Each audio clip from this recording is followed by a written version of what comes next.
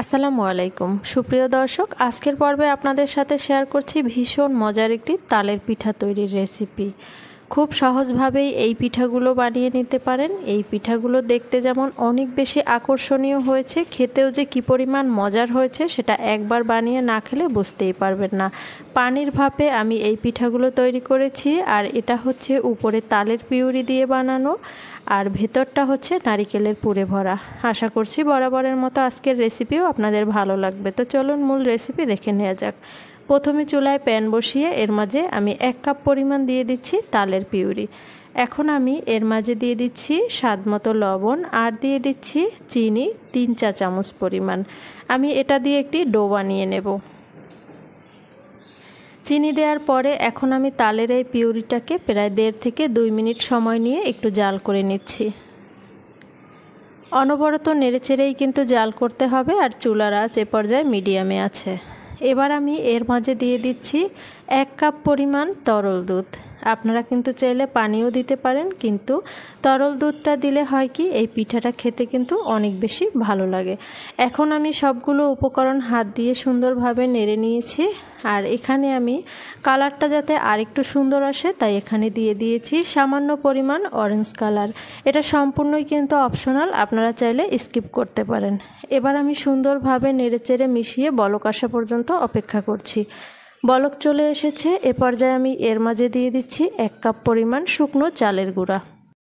চালের গুঁড়াগুলো কিন্তু আমি একবারে দেইনি, আমি 2 বারে দিয়ে তারপরে সুন্দরভাবে মিশিয়ে একটি ডো বানিয়ে নিচ্ছি। আর চুলার আঁচ কিন্তু মিডিয়ামেই আছে, তো চালের গুঁড়ো দেওয়ার পরে সুন্দরভাবে নেড়েচেড়ে এ পর্যায়ে আমি চুলার আঁচ একদম লো করে দিয়েছি।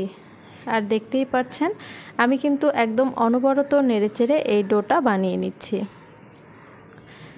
কিছুটা নেড়েচেড়ে মিশিয়ে নেওয়ার পরে এর মাঝে 1 চা চামচ পরিমাণ দিয়েছি ঘি। ঘিটা দেওয়ার পরে আবারও সুন্দরভাবে নেড়ে মিশিয়ে নিচ্ছি। চাইলে কিন্তু আপনারা তেলও অ্যাড করতে পারেন, এতে করে হচ্ছে প্যানের গায়ে লেগে যাবে না এই মিশ্রণটা।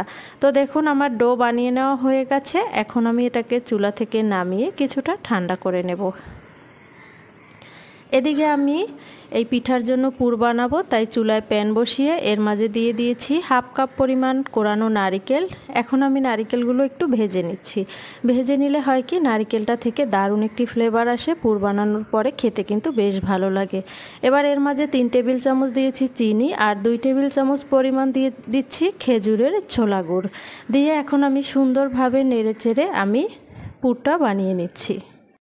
চুলার আঁচ একটু কমিয়ে তারপরে নেড়েচেড়ে পুর বানিয়ে নিতে হবে, মিডিয়াম লোয়ে রাখতে হবে, কারণ এই পুর যদি পুড়ে যায় তখন কিন্তু গন্ধ আসবে, খেতে ভালো লাগবে না। চাইলে এখানে দারুচিনি এলাচও অ্যাড করতে পারেন। তো আমার পুর বানানো হয়ে গেছে, চুলা থেকে নামিয়ে নিয়েছি। এদিকে আমি যে ডোটা রেডি করে রেখেছিলাম, ডোটা অনেকটাই ঠান্ডা হয়ে গেছে। এবার আমি আলতো হাতে একটু মথে নিচ্ছি। তো দেখতেই পাচ্ছেন আমি কিন্তু আলতো হাতে মথে নিয়েছি, আর ডোটা মথে নেওয়া হয়ে গেছে। এখন আমি হাতে সামান্য পরিমাণ তেল লাগিয়ে তারপরে আমি পিঠা বানিয়ে নেব। এখান থেকে আমি এই ডোয়ের কিছুটা মিশ্রণ হাতে নিয়ে এভাবে প্রথমে গোল করে ঘুরিয়ে তারপরে বাটির মতো শেপ দিয়ে নিচ্ছি।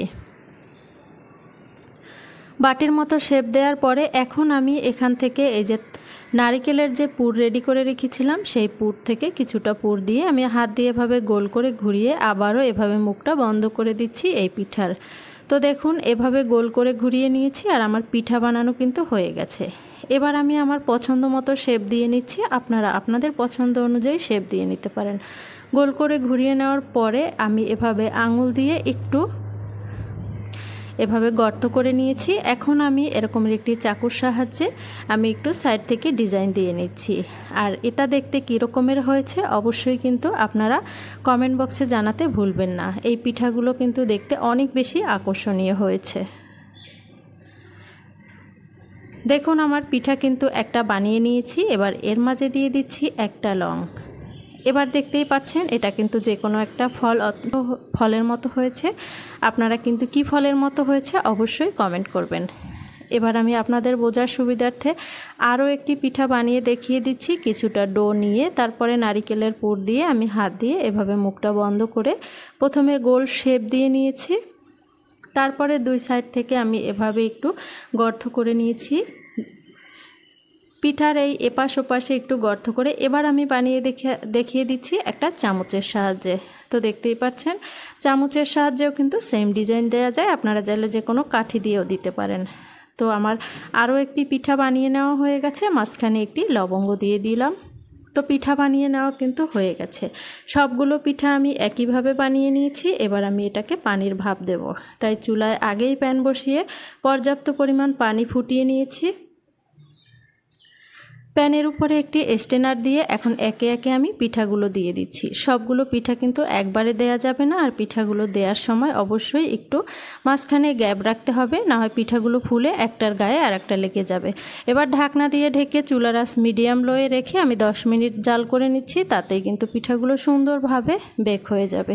তো দেখুন আমি এক ব্যাচ বেক করে নামিয়ে নিয়েছি, বাকি পিঠাগুলো আমি একইভাবে বেক করে নিয়েছি পানির ভাপে। সবগুলো পিঠা বানিয়ে নেওয়া হয়ে গেছে, মানে বেক করে নেওয়া হয়ে গেছে। এবার আপনাদের পরিবেশন করে দেখিয়ে দিচ্ছি, আর দেখুন মাশাআল্লাহ দেখতে কতটা আকর্ষণীয় হয়েছে এবং লোভনীয় হয়েছে। চাইলে কিন্তু একবার হলেও ঝটপট বানিয়ে নিতে পারেন। চোখ জুড়ানো এই পিঠাগুলো কিন্তু খেলেও মনটা জুড়িয়ে যায়। এখন আমি আপনাদের একটা পিঠা কেটে দেখিয়ে দিচ্ছি, এর ভেতরটা কতটা সুন্দর হয়েছে। নারিকেলের পুরের কারণে কিন্তু এটা দেখতেও যেমন অনেক বেশি সুন্দর হয়েছে, খেতেও কিন্তু মাশাআল্লাহ অনেক বেশি মজার হয়েছে। আশা করছি বরাবরের মতো আমার আজকের রেসিপিও আপনাদের ভালো লেগেছে। ভালো লাগলে লাইক কমেন্ট করতে ভুলবেন না। আল্লাহ হাফেজ।